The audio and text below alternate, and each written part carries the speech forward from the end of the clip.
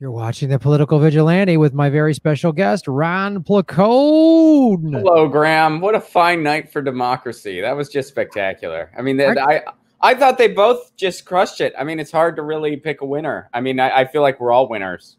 That was the participation trophy medal of political discourse. It was amazing. Yeah, I mean, I definitely, if I had one word, I'd just say proud. That's good. Yes. And then Trump would add boys to it. Yeah, and stand back and stand by. And man, all right, let's get right into that one. So even that was an opportunity, Biden. He called them the poor boys.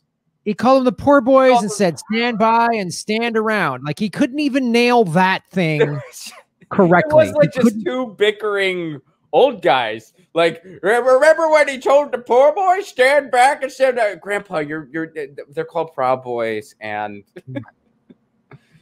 oh, look, man. you guys run around watching that YouTubery. I don't know what you're doing. It's malarkey. Oh God, he said, he did say malarkey. That was, How did everybody's pool do? If you had malarkey, or what was the over under on Scranton? Was it 4? I mean, how did you do? I was wondering that up at least. Oh yeah, that was the only thing he didn't throw in there was Amtrak. It was he brought up Scranton and Delaware like 75 times. Right. Yeah, that was something.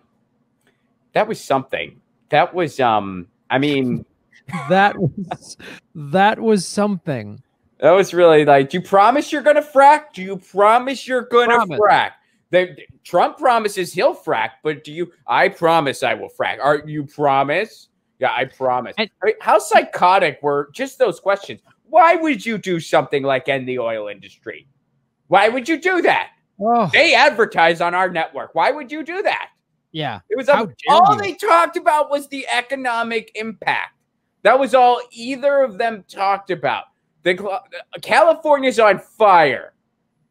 Colorado has fires now. Like, yeah, that's right. Like, California has 4 million acres that have burned. The Bobcat fire, to my understanding, is still going.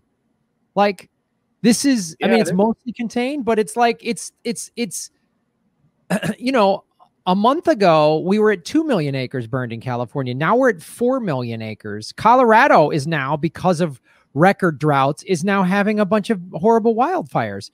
Like, again, all they talked about was money. And this is the problem when you run a Republican against a fascist-leaning Republican or full fascist, whatever you want to call Trump. Neo-fascist versus neocon. That's what we got. Neo-fascist. There you go. Neo-fascist versus neocon. Great.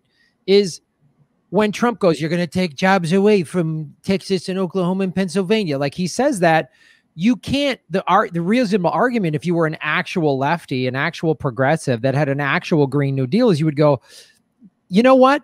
The fracking has caused record earthquakes in Oklahoma.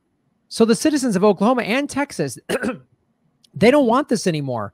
We want to transition them, and we'll transition them into green jobs. We're not going to take anybody's economy away. We're going to actually replace it with something better. That's what you do. But you can't, when you're just like, Joe Biden's talking about the Paris Accord and all this other stuff from the 80s, you're like, okay. I mean, overall, this debate actually kind of was one compared to the first one. It was still a train wreck, but at least they weren't yelling over each other the whole time. And it didn't sound like an amateur podcast the whole freaking time. So it surpassed that bar. Right. By the way, you should get a cat. And I do feed mine every day. Okay. I don't know. Nate gave me a shout out for feeding my cat. I'm like, yeah, I do. That's part of the gig. You feed her. You feed the cat. You feed the cat. Something you do. Nate's Garden. I did a Facebook Live today and had over 2,000 views. Graham, let's get you over to Facebook soon. Ron, too. The debate was a draw. Yeah. Yeah, I know. I gotta do restream and get it on all these different platforms at the same time. That's the thing. Yeah, that's the thing I've missed. But Cat B is here. What's up? Let's read a couple more of these. Annabelle Corley, all the way from Australia, watching our fine democracy in action. We got a malarkey. I can die happy now. He didn't let you down. So glad we got a malarkey. I mean, the big money was on definitely a Scranton or two mentions. So we got a couple Scrantons, but when malarkey came in, boy, that just like, oh, my pool went through the roof. Nay's Garden, only one mic mute on Trump for 2 words. Yeah, I know. They said we're going to mute these guys, but they didn't. They let them fire it off. Yeah, well, I mean, hey, in fairness, they didn't really have to.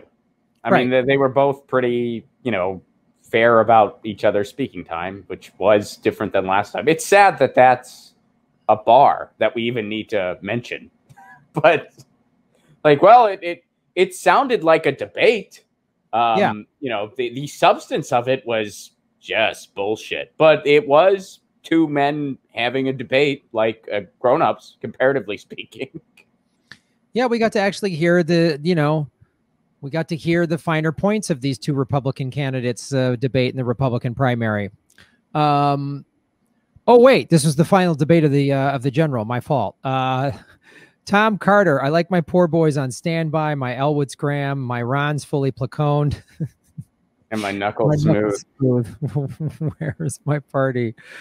Oh boy, Annabelle Corley.